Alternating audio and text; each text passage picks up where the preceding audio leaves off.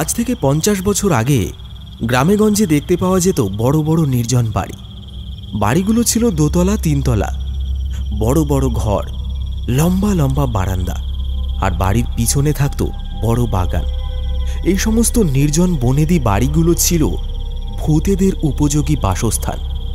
এই রকমই এক অভিশপ্ত বাড়ির ভয়ঙ্কর ঘটনা আজ দেখব।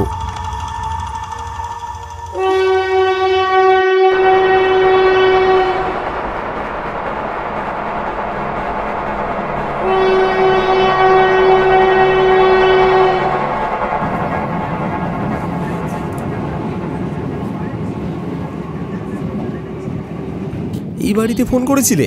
হ্যাঁ করেছিলাম, কিন্তু মা খুব বকাবকি করছে। এত দেরি করে কেন বেরোলাম? এই সব কিছু হয়েছে তোমার জন্য। আমি কি করব? তোমাকে তো ভোর থেকে ডাকছি, ওঠো ওঠো, আমাদের বেরোতে হবে। নিজে তো উঠলে না, আর আমাকে উঠতে দিলে না।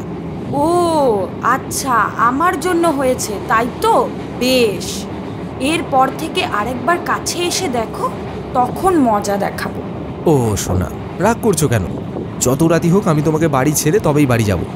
না না, আজ আর তোমাকে বাড়ি যেতে হবে না। আজকের রাতটা আমাদের বাড়িতেই কাটিয়ে দেবো। তাহলে আমি তোমার কাছে শোবো? মরণ দশা, আমার বাড়ির লোক যদি জানতে পারে মাঝে মাঝে তুমি আমার রুমে এসে থাকো, তাহলে আমাকে আর নার্সিং না, ঘরে জি করে রেখে দেবে। ওরে মা আমার, এবার মুখটা বন্ধ করো।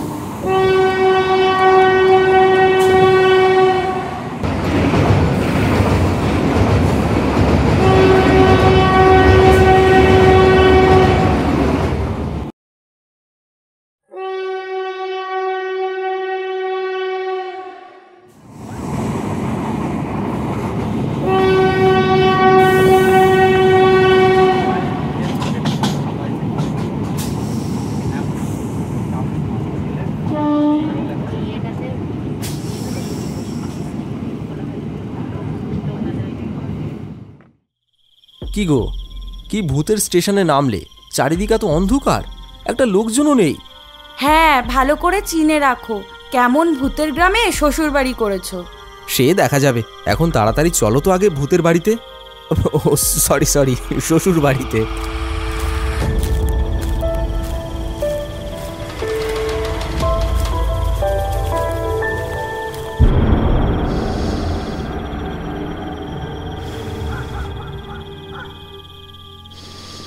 তিন মাস পর দীপাবলির ছুটি পেয়ে সোনিয়া বাড়ি ফিরছে তার বয়ফ্রেন্ড নিখিলের সাথে। সোনিয়া আর নিখিল এখন নার্সিংয়ে পড়ছে, আর সেইখানেই তাদের আলাপ।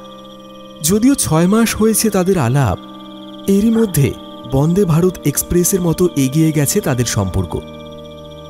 যুগ যে পাল্টে গেছে সেটা সোনিয়া আর নিখিলকে দেখলেই বোঝা যায়। হ্যালো বন্ধুরা, গল্পের সঙ্গে বাস্তবতার কোনো কিন্তু মিল নেই। সমস্ত ঘটনাবলী কাল্পনিক, তাই কেউ সিরিয়াস নেবেন না। গল্পটি শুধুমাত্র বিনোদনের জন্য। এই যে কাকু, ভূতপুর যাবেন? কি কইলেন? ভূতপুর?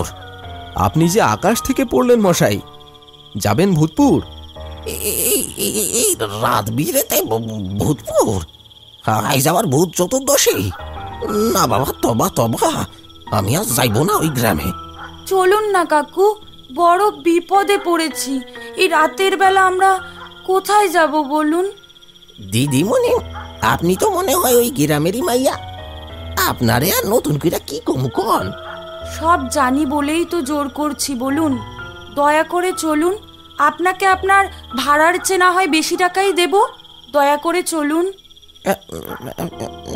না না না, আমার প্রাণের ভয় বড্ড বেশি। আপনার মেয়ে হলে কি এইভাবে মুখ ফিরিয়ে নিতে পারতেন? চলুন না। আচ্ছা আচ্ছা, বয়েন বয়েন।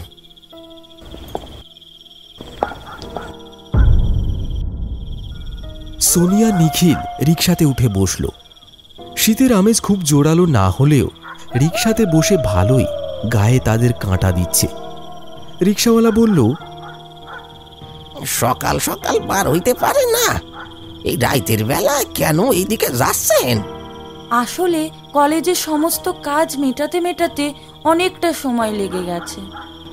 এ ভগবান, ভালোভাবে যেন ওদের বাড়ি পৌঁছে দিয়ে আমি বাড়ি ফিরতে পারি। তুমি দেখো ঠাকুর, দেখো।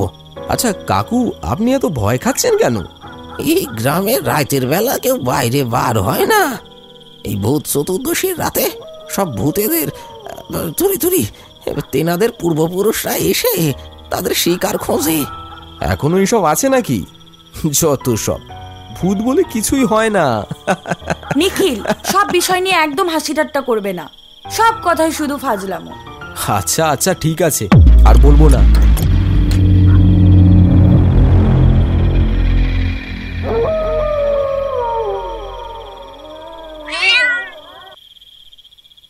কালো বিড়ালে রাস্তা কাটিয়ে দিল কেন? এ তো অশুভ সংকেত। ও কিছু হবে না, চলুন। এই জঙ্গল পেরোলেই তো আর খানিকটা গেলেই আমার বাড়ি। আপনি চলুন কাকু।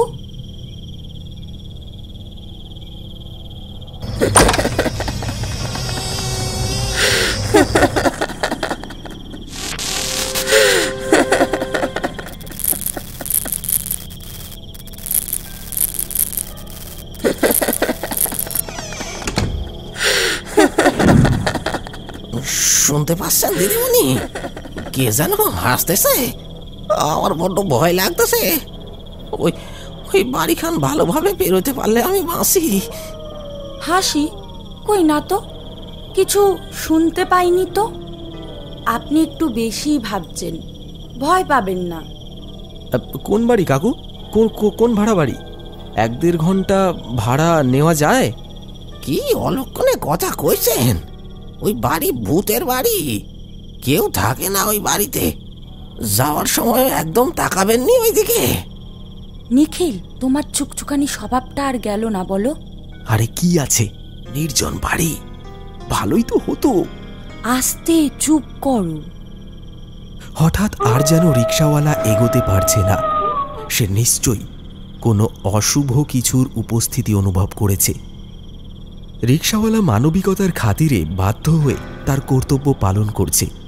জঙ্গলের রাস্তা দিয়ে রিকশা দ্রুত গতিতে এগিয়ে চলেছে।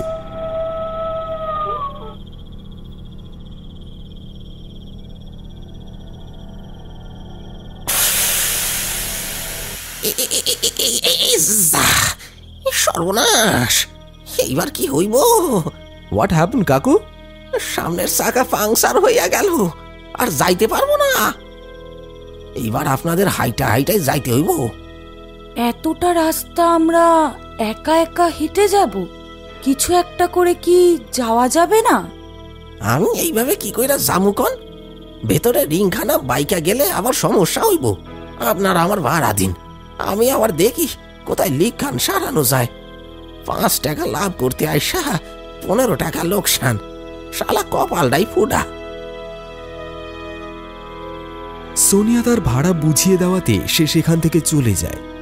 যাওয়ার আগে বারবার সে একটা কথা বলে তাদেরকে সাবধান করতে চায়। আর খানিকটা দূরে যে বাড়িটা আছে, ভুল করে ওই বাড়ির দিকে তাকাইবেন না, আর কোনোভাবে ওই বাড়িতে ঢোকার চেষ্টাও করবেন না। সোনিয়া আর নিখিল চুপ করে দাঁড়িয়ে থাকে। সোনিয়া বলে, চলো এবার 1 কিলোমিটার হেঁটে হেঁটে চলো। ধুর, ভালো লাগে না। চিন্তা করো না, আমি তো আছি। নির্জন জঙ্গলের মধ্যে দিয়ে সোনিয়া আর নিখিল এগিয়ে চলল। নিঝুম চারিদিক, মাঝে মাঝে বন্য শিয়ালেরা ঝোপের ওই পাশ থেকে চিৎকার করে উঠছে। কিছু দূর যাওয়ার পর তারা সেই চির আতঙ্কিত বাড়িটিকে দেখতে পায়। এই সোনিয়া, ওই দেখো ওই বাড়িটা। এই, ওই দিকে দেখো না একদম। এই চলো না গো একবার ওই বাড়িটাতে। মাথা খারাপ নাকি তোমার? ফাঁকা অন্ধকার বাড়ি, চলো না সোনিয়া। এই মকা কেউ ছাড়ে? বিয়ের আগে একটা সুন্দর স্মৃতি হয়ে থাকবে আজকের রাতটা। প্লিজ চলো। এইভাবে পাগলামো করো না নিখিল, আমি যাব না ওই বাড়িতে। আমার দিব্যি, এবার কি করবে? চলো না সোনা, দারুণ মজা হবে। ওই কাকুটা বারবার বারণ করে গেলেন তো, নিশ্চয়ই কিছু না কিছু একটা আছে ওই বাড়িতে। আরে ধুর, ওর কথা বাদ দাও তো, চলো তুমি আমার সাথে।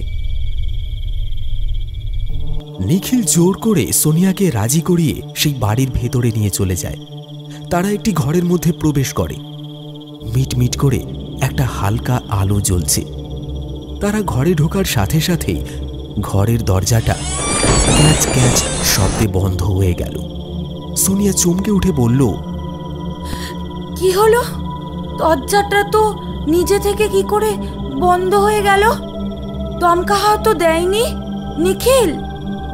যৌবনের জ্বালায় তারা এতটাই পাগল হয়ে গেছে, তারা এটা খেয়ালও করল না যে বাড়িতে কেউ থাকে না।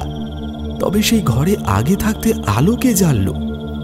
নিখিল বলল, সোনিয়া আসো, আমার কাছে আসো।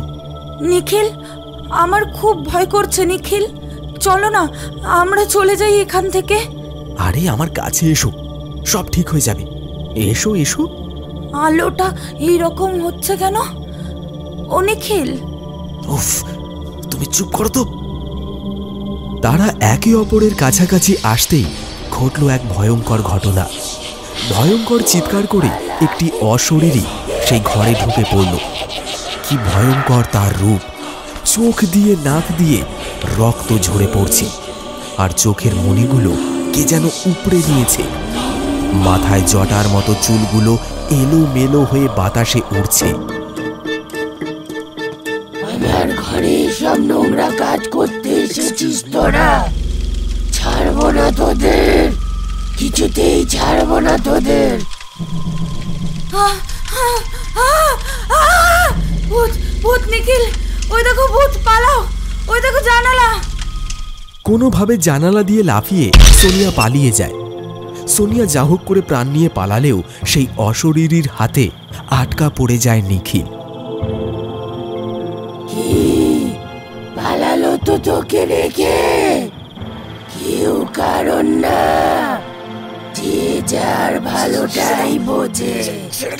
আজ তুই মরবি আমার হাতে। আমার ঘরে ঈশ্বর কর্ম।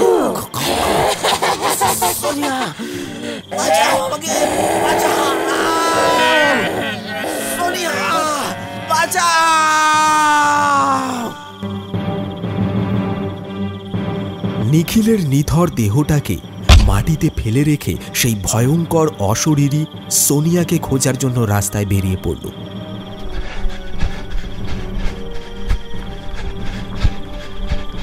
ওই মেয়েকে শেষ করে তবেই আমার শান্তি।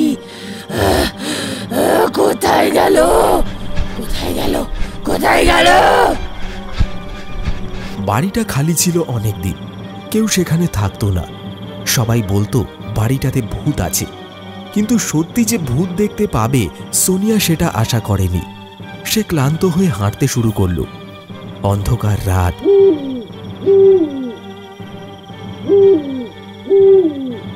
নির্জন রাস্তায় একা ছুটে যাচ্ছে সোনিয়া। ঘরের দিকে যাওয়ার জন্য এই রাস্তাটায় সে প্রায়ই আসে, কিন্তু আজ চেনা রাস্তাটা অন্ধকারে তার কাছে কিছুটা যেন আলাদা মনে হচ্ছে। সোনিয়া বলল, কি ব্যাপার? এই রাস্তাটাই তো বাড়ি যাওয়ার রাস্তা, এরকম অচেনা লাগছে কেন? এগিয়ে যাওয়ার সময় মনে হচ্ছে পিছন থেকে কেউ যেন তাকে অনুসরণ করছে। সোনিয়া দ্রুত হাঁটা শুরু করল, কিন্তু পিছনের পায়ের শব্দগুলো তার সাথে তাল রেখে চলেছে সমানে। সোনিয়া বলল, মনে হয় সেই ভূত আমার পিছু করেছে। সোনিয়া আবার দৌড়তে শুরু করলো। দৌড়তে দৌড়তে এমন একটা জায়গায় এসে পড়ল যেখানে রাস্তাটা দুই ভাগে ভাগ হয়ে গেছে। সোনিয়া বাম দিকের রাস্তাটা বেছে নিল, কারণ সেই রাস্তার শেষে তার বাড়ি। সোনিয়া দৌড়তেই থাকলো, কিন্তু পিছনের পায়ের শব্দগুলো থামছিল না। হঠাৎ শোনা গেল একটা জোরালো চিৎকার। থেকে আজ তোকে কেউ বাঁচাতে পারবে না। তোর প্রেমিককে মেরেছি, এবার তোর পালা।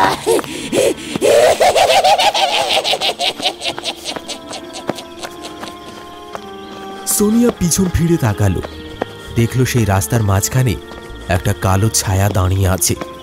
সোনিয়ার সারা শরীর ঠান্ডা হয়ে গেল।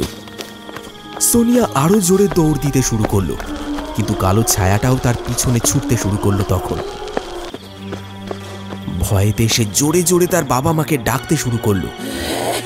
মা, বাবা, বাঁচাও আমায়, বাঁচাও, বাঁচাও আমায়।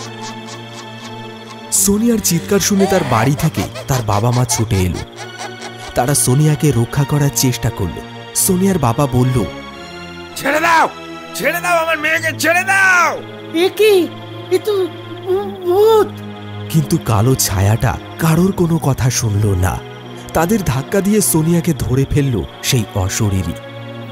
বাবা, মা, বাঁচাও, বাঁচাও আমায়, আমাকে মেরে ফেললো, বাঁচাও। ছেড়ে দে শয়তান, ছেড়ে দে, তুই ওকে বলছি, এক্ষুনি ছেড়ে দে। ওগো, ওগো, আমাদের মেয়েকে নিয়ে চলে গেল, চলে গেল। সোনিয়ার বাবা মা তাকে সারা রাত খুঁজল, কিন্তু কোথাও পেল না। পরের দিন সকালে সোনিয়ার বাড়ির কাছে একটা ঝোপের মধ্যে তার মৃতদেহ পাওয়া গেল। সোনিয়ার মৃত্যুর কারণ কেউ জানতে পারল না। কেউ বলল সে আত্মহত্যা করেছে, কেউ বলল সে দুর্ঘটনাবশত মারা গেছে। কিন্তু সোনিয়ার বাবা মা জানতো তাদের মেয়েকে কেউ হত্যা করেছে। একদিকে নিখিল আর অন্যদিকে সোনিয়ার এই মর্মান্তিক হত্যার দিন থেকে সেই রাস্তাটা আরো নির্জন হয়ে গেল, আর ওই বাড়ির অশরীরী আরো হিংস্র হয়ে উঠল। লোকজন সেই রাস্তা দিয়ে যেতে এখন ভয় পায়, কারণ তারা জানে যে সেই রাস্তায় একটা কালো ছায়া ঘুরে বেড়ায়। মৃত্যু অনিবার্য।